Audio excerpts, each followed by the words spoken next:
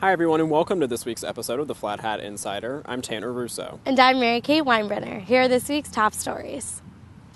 Well, it's that time again. Campus tours are in full swing, and soon students across the country will wait with bated breath for their admission letters. They've worked hard to check all the boxes required of them in high school: community service, leadership, AP exams, and good grades. But a new study by The Upshot, a New York Times offshoot, reveals that colleges are beginning to evaluate students on more than just their role on debate team or high IB scores.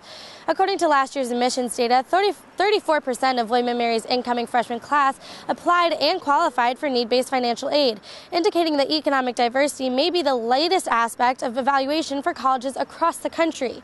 The Upshot's College Access Index uses the number of Pell Grants issued to analyze the number of recent freshmen coming from low-income families, and then analyzes the net price of college attendance for low- and middle-income families to give colleges and universities a ranking. William & Mary, one of the 3 public universities on the list, received a college access index of -0.7 with a net price of $9,300 for in-state low to middle income students. The number of freshmen receiving Pell Grants increased from 8% in 2007 to 10% between 2012 and 2014. Vice President for Strategic Initiatives Henry Broadus responded to the report by stating that evaluating the number of Pell Grant recipients is only one way of ensuring economic diversity at the college. He points to the William & Mary Promise as a key motivator behind the college's focus on economic diversity. The William & Mary Promise was approved in the spring of 2013 to increase affordability and reduce student debt for Virginia families. According to the promise, the model allows the college to increase the amount of need-based financial aid to in-state students by 50% over a 4-year period. Using this model, the college plans to continue lowering its net price for low to middle income Virginia families. Watch out, overheard. William & Mary students have a new way to share their daily campus encounters. Yik Yak is a new app that resembles Twitter but allows students to post messages anonymously. Individuals within a 1.5-mile radius can view each post, comment on it, and up or down vote it. Unlike most social media sites, Yik Yak asks for no personal information from its users. But in the wake of gun threats at campuses across the country, some universities are taking preventative measures by suspending operations within a 1.5-mile radius of campus. William & Mary, however, remains open to allowing the app on campus. Vice President of Administration Anna B. Martin said in an email, quote, "The posts are well within the realm of free speech. While their impact on the college's reputation is likely to vary from reader to reader and may have some negative impact, it is not in our interest to interfere with the constitutional right to free speech," end quote.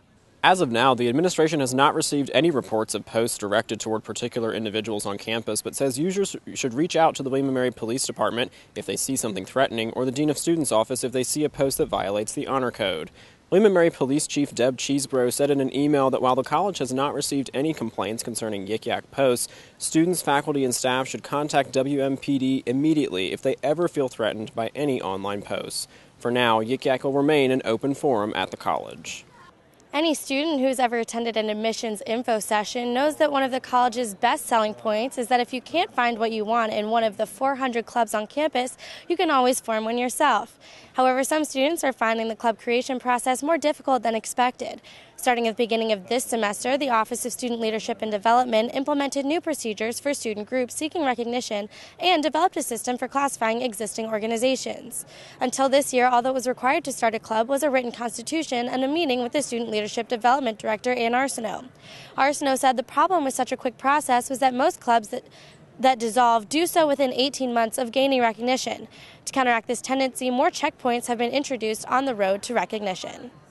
The new process is as follows. Interested students must first attend an information session, draft a constitution, and meet with a staff advisor. Next, they must submit the constitution and an application to the Student Organization Recognition Committee for a recommendation to Student Leadership Development, which issues final approval. Sustainability and uniqueness are some major characteristics the SORC looks for in an application. To be considered, a proposed organization must have at least 5 interested members, and to be approved, it cannot be too similar to an existing organization. Arsenault said about 50 people have gone to information sessions so far, but only 15 constitutions have been submitted for review. However, all of the 5 organizations that have followed the process through to the SORC hearing have been approved. Well, that's all the time we have for this week's episode of the Flat Hat Insider. Be sure to like us on Facebook and follow us on Twitter for all the latest news. We'll see you back here next week.